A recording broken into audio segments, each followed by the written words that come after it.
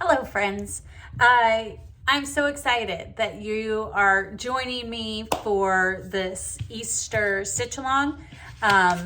So here is the pattern, which hopefully you all have. And I don't actually have, it's right over there on my desk. But the list of things of the day by days that we're going to be doing. So it's a course of 3 weeks. We have weekends off. Today is the first day. And I'm going to show you just the basics of what's in the kit and how to transfer your pattern onto your fabric. You do have 2 pieces of fabric that come with the kit. I love this. It's called Quilter's Linen. It looks like linen, but it doesn't feel like linen. It's just a normal quilting cotton. But it adds a nice texture feel to your finished hoop, just a little bit more depth than just a flat white. So the white fabric is for your backing. Now, it's always good to have 2 pieces of fabric when you're stitching. Mostly it adds a bit more stability and tension to your hoops so your stitches don't pucker up as much. It also means that if you, this is an example of one that I'm working on now. You see all the stitches on the back, you don't see them as much from the front. So that's one of the main reasons why I like having 2 pieces of fabric. Plus it's just a little bit more secure. So that's why all my kits and why I suggest using 2 pieces of fabric. Now we also have in the kit, okay. We've got, as I said, the pattern here. You have your full skeins. You can see my messy kitchen back here. Full skeins of floss with your needle here.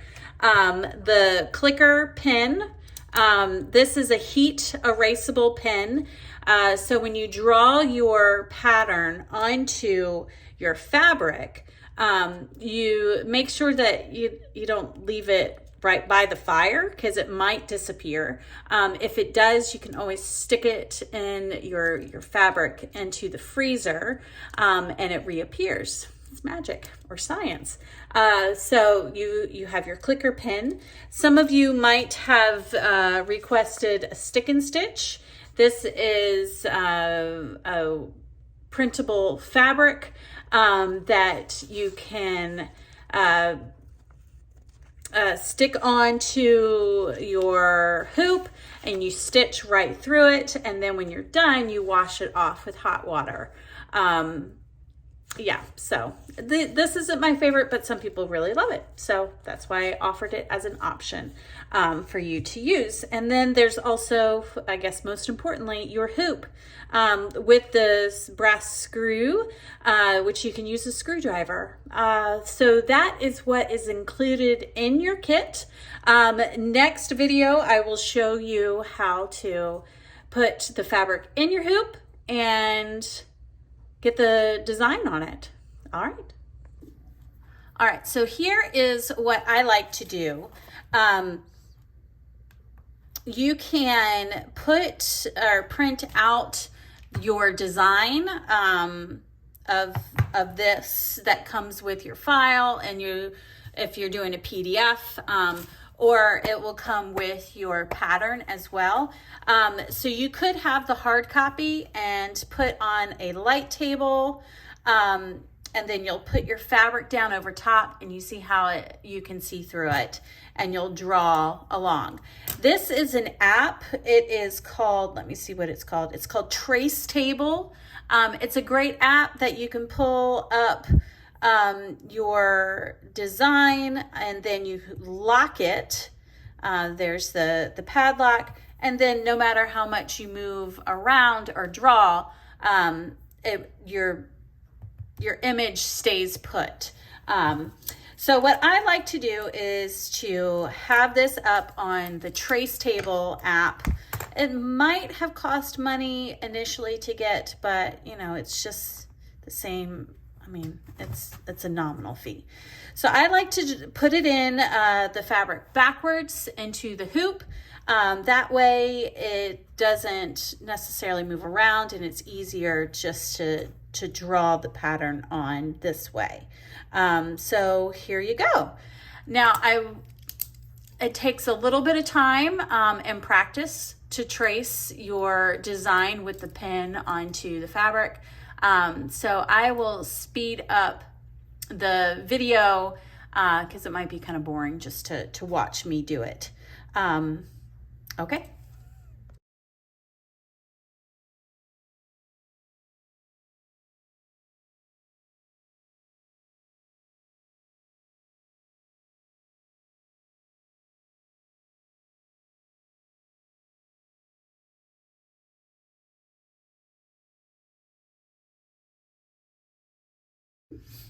All right, so here we go. It is all drawn on. You could, or if you did watch that time lapse, you probably saw me moving and shifting it around just so I could get my hand in the different spots. It doesn't have to be perfect. As I said before, it is heat erasable. So once you're done stitching, you iron your final product and the lines will disappear. So if you drew something that you didn't really like where it was and you want to draw it again, you can do that. But, you know, also if your stitching isn't perfect, or if you want to come in and straighten up a line, I did a petal upside down accidentally. If you want to draw more detail, you can do that. So now that we have this drawn on, oh, I'll turn this light back on. I turned the light off so I could see the light from my tablet a bit easier. So now we're going to switch our hoop. We'll put the plain white fabric circle underneath. We'll put our drawn piece on top.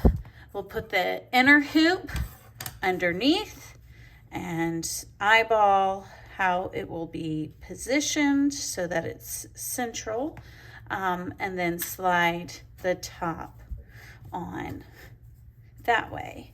Now, you do want to make sure that your hoop and the fabric is very tight, almost like that it sounds like a drum.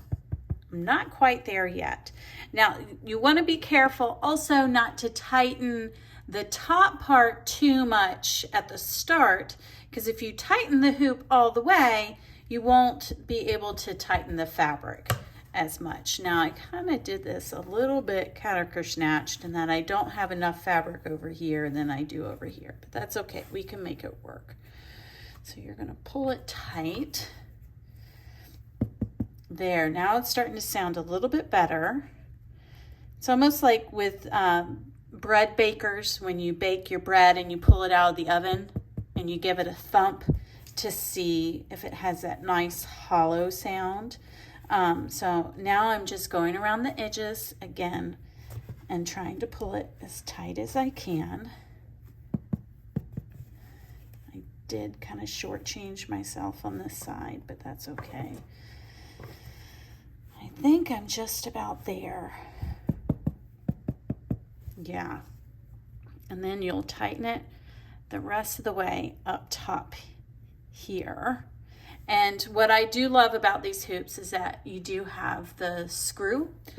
So if you have a screwdriver handy, you can tighten it even more because you do want it. The worst thing in the world is to have loose fabric in your hoop.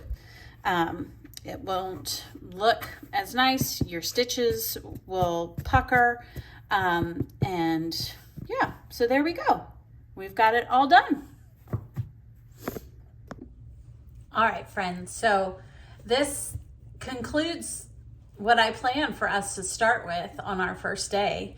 That we went through the supplies that we have included in the kit. The only thing that I think in the future that you're going to need is a pair of little scissors.